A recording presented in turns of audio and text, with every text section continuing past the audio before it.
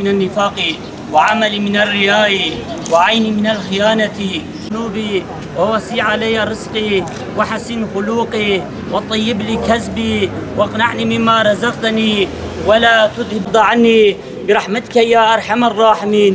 اللهم اجعل خير عمره آخره. Bugün direnişin sembol olan çadırımızdaki nöbetimize devam etmekteyiz. Bizler inanmaktayız ki müminler kardeştirler.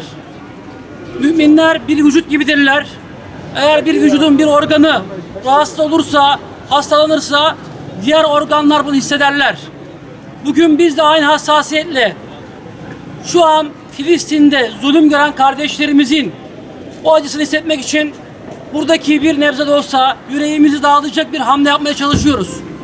Amacımız tüm halkımızın, mümin kardeşlerimizin uyanışınıza vesile olacak bir hamle yapmaktır.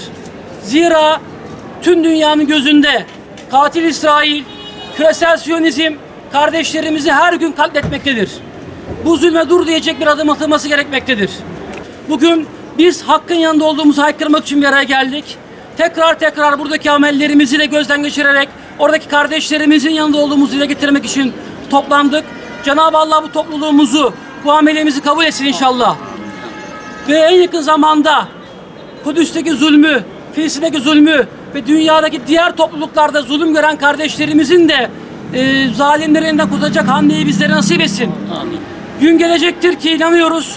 Bu sesimiz, buradaki duruşumuz, buradaki bekleyişimiz, nöbetimiz Allah'ın izniyle cihatla birleşerek kafire karşı bir zulmü engelleme hareketi olacaktır.